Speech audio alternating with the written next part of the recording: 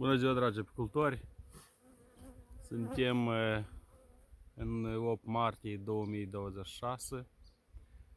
Felicit toate doamnele, apicultoare și nu. Avem zile frumoase de martie, aproape de la 1. Aproape toate zilele au fost călduroase. N-am făcut o filmare din suficiență de timp, dar am vrut să arăt ce lucrare facem noi. Azi e duminică, noi nu umblăm la albini, dar am vrut doar să arăt ce am făcut. Știți că pe 14 februarie am avut zborul de curățire. Am mai fost o zi tot unde au zburat albinele, dar de la 1 încoa avem zile frumoase cu plus 8, plus 10, 12 grade plus. S-a înflorit alunul, pot să-l arăt aici. Albinele azi parcă sunt mai puțini așa, dar sunt și astăzi. Uite aici. Aduc polen, e ca una s-a așezat pe mine cu polen.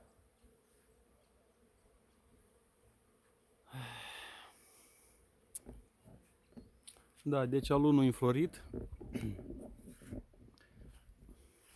Noi am pus turta și am vrut să vă arăt și turta cum o iau sau nu o iau.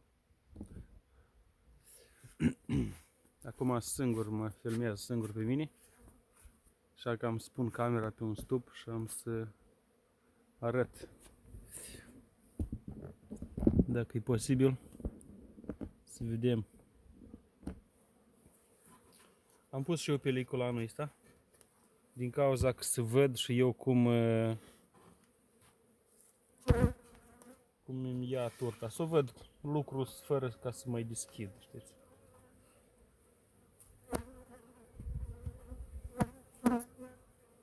Sunt albinele. Iată aici se vede că turta deja au luat un lucru. Da, poate se vede. Sunt familii în care n-am putut să scot ramele, că puțin să umflate așa. Și nu le scot pentru că le stric. Și ca să nu le stric, mai bine nu le scot.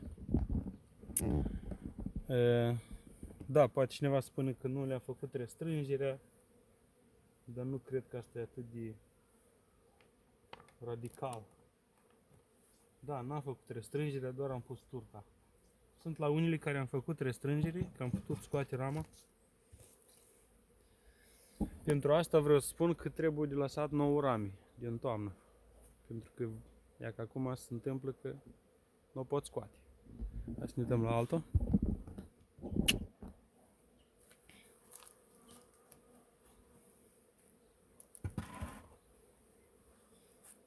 Așa, aici chiar e deja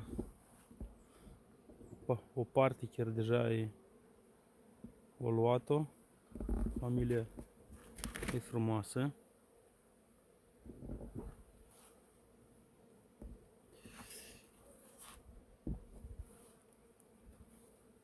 Bine circulă pe așa. Se vede aici că albinii lucrează.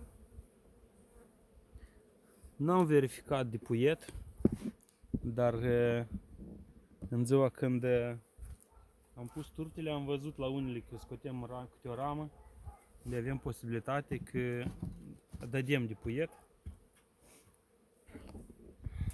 Hai să vedem și la asta. Așa că puietau precis, numai nu știu cât. Ia ca și aici, dacă se vede. Da, ele au luat turta foarte bine, iau și aici.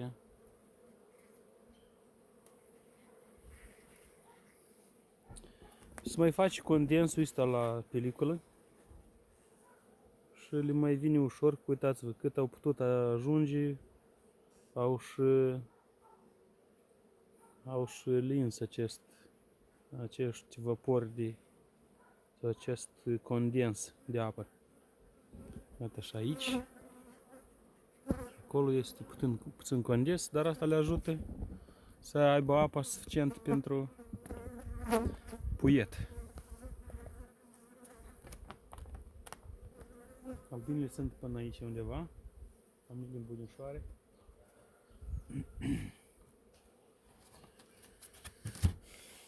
Am avut și eu unele pierderi anul ăsta. Am avut 3 familii care au murit de foame. Pățit și eu anul ăsta. Din cauza că eu nu le-am verificat toamna deloc. Le-am dat sirop, parcă îmi pare suficient, dar se vede că unele nu au fost atât de pregătite și iarna au fost grea. Da, am întâlnit una care a murit de tot de foame, nu aveau nimic, miere. Dar 2 cu mierea în ele, adică aveau miere, dar nu au putut ajunge la dânsa, au mâncat tot ce au putut.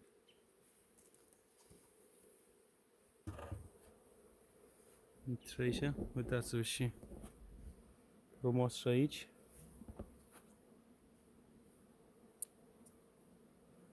Deci turtele, practic, asta e pe jumătate luat în lucru.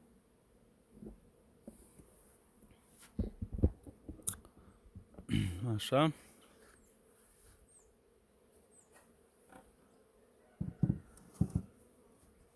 Nu le-am dat turte la este cu două regini. N-am reușit.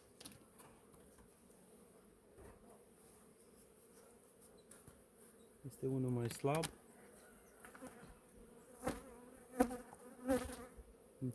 Ceva au luat aici. Dacă se vede. Au pornit, dar se vede că e o familie mai slăbuță.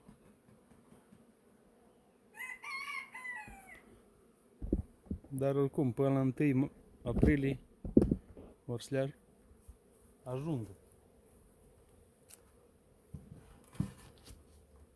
Am unul și ăsta mare, tot. Da, uite și familii frumoase și. Da, se vede. Cred eu. Aici chiar mai mult deja de jumătate de turtă. Aici înseamnă că e puternic. Nu zadar l-am lăsat pe 2 corpuri. Sunt și slabi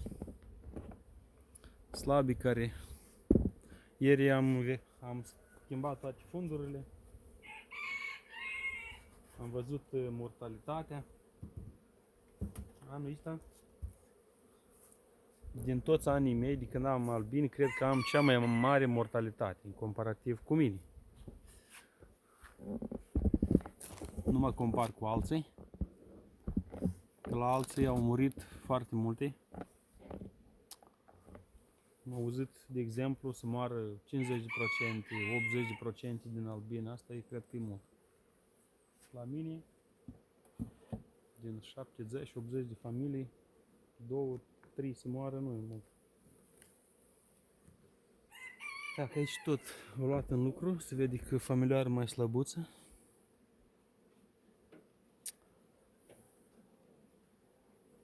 Mai slabă. Așa undeva e pe... chiar e slabă de tot, e ca pe 3 rame restrânsă.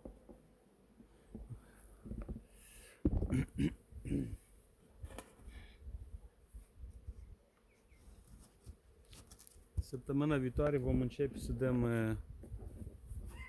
sirop. Nu știu cum să dăm, la punguliță, cred că. Aici tot am restrâns, așa am putut scoate. Am pus câte diafragma. Diafragma e cu umeraș așa cu din lemn și jos din polistirol. Și iată-i pe 5 rame, da? Restrâns. Și iată aici au luat un lucru. Așa, dacă aici se vede clar. Și condens avem, cum am spus. Cu privire la condens, am spus și o mai spun, poate pentru unii începători care nu cunosc, cu umiditatea în stup, primăvara este importantă, nu exagerată, dar este importantă. Pentru că, dacă știți, și este suficientă. Eu nu pot să minte tot procentul de umiditate, dar trebuie să căutați în manuale, este necesară un procent de umiditate. Eu știu chiar la bunei mei când la găina cu pui sau găina care stă pe ouă la cloșcă, când udau ouăle cu apă, așa le stropeau așa ușor, ca să moaie coarja, ceva, poate asemănător și la albin ceva. La albin nu are coarjă, dar este nevoie de umiditate. Așa, ce avem aici? Aici tot am restrâns pe 4 rame. Și iată, o luat un lucru și pe asta.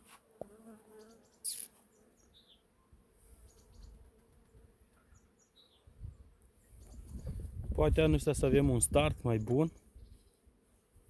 În anii trecuți nu puneam turta chiar de la 1 martie.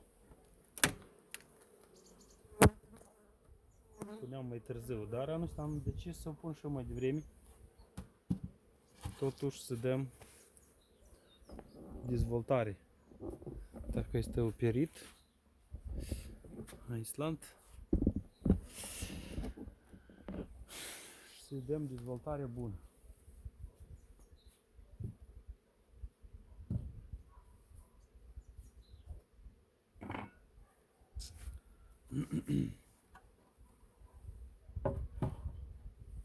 Văd și aici ce avem.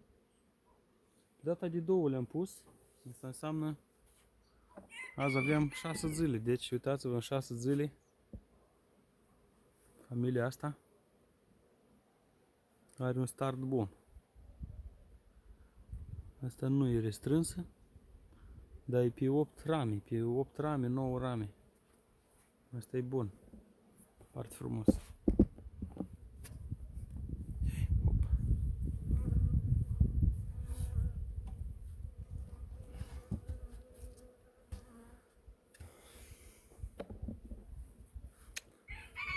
Am aici și câteva roiuri.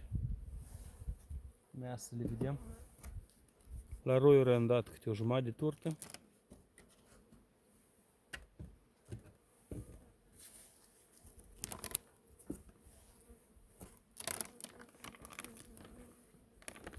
Au început să ia din trânsă, cred eu. Ia să vedem.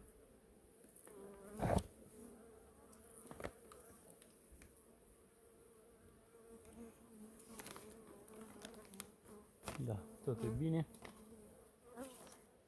Acestea sunt roiuri de anul trecut.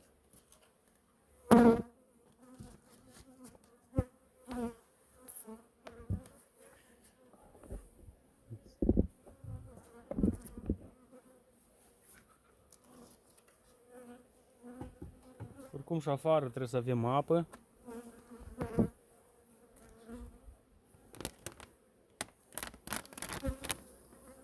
Deci se vede albinele că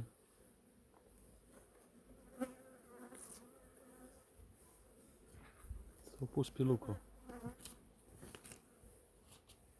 Cum spune cineva, au pornit motoarele, turează. Nucleele astea, unicul ce nu am putut eu, nu au funduri care să închid de sub ele și au plasa și la ăștia umiditatea e mai slabă, într-un fel. Deci ăștia au un grad scăzut de umiditate, pe când stupii lison au mai multă umiditate acum, pentru că am închis șuberele. Aici stau deschis și vedeți, n-are condens. N-are condens deloc. Iată, au luat și turta asta în crește, în hrană, au luat-o. Frumos. Așa, se vede? Da, se vede. Uitați-vă. Tot un roi destul de puternic. Așa.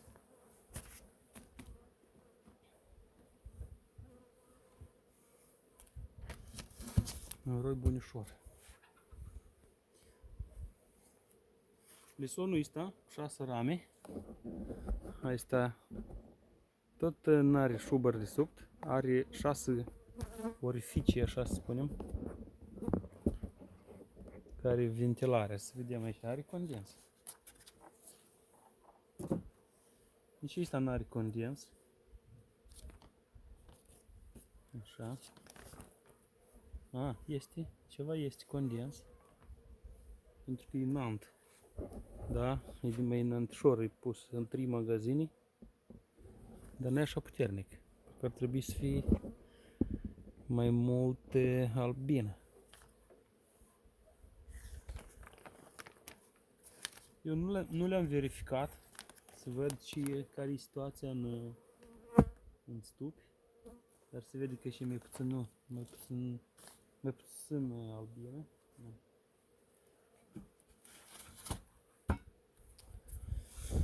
Și e că așa e la noi.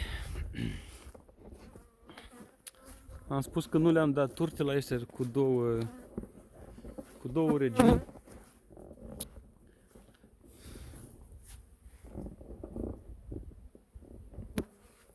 Uite așa zboară. Ia să vedem dacă aduc polen. Ia că este mai puternic, să vedem așa.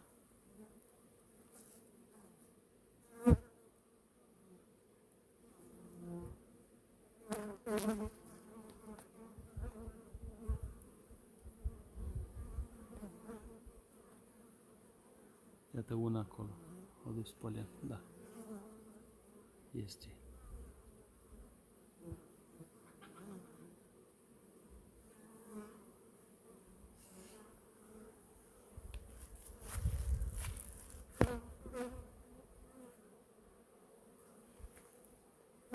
Vedeți aici la noi s-a primit că unii le stau la apus, dar tot zboară.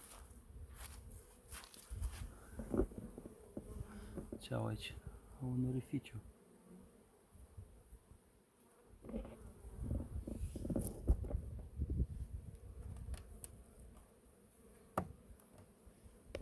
Făcut o găurică acolo. Am închis așa.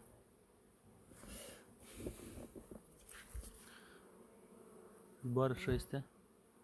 Aici încă nu-i soare. Vedeți? În partea asta încă nu-i soare. De multe ori mă gândesc care ar fi diferența dacă ar fi la soare, cu urdinișul la soare și cu urdinișul la apus. Diferența.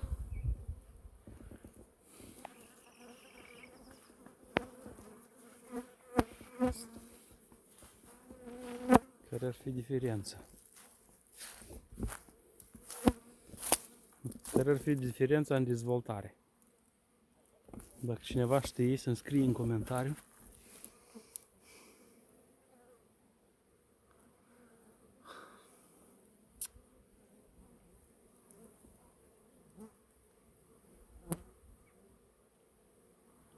Avem și apă.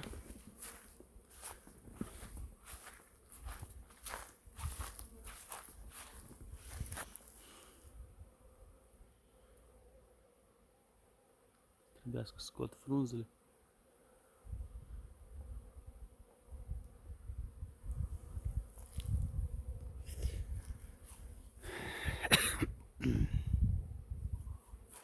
Deci asta e situația. Toți stupii au albine, practic.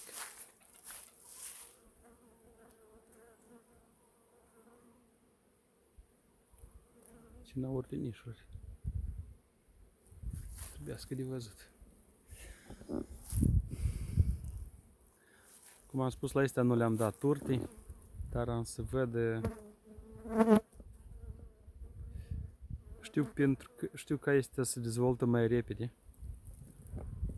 Ele au hrană, oricum, cred eu că au suficientă. Că au iernat practic câte 2 familii, 6 rame și le-am dat hrană și le ajung, ele țin căldura mai bine.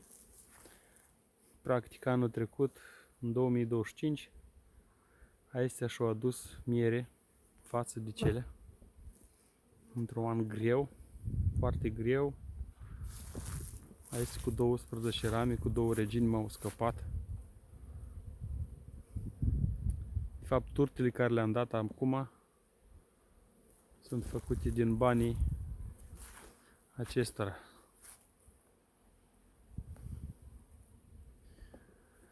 Deci asta e la moment situația.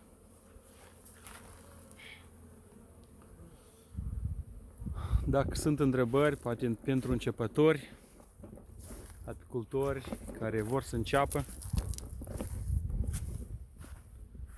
să adreseze, scrieți în comentariu.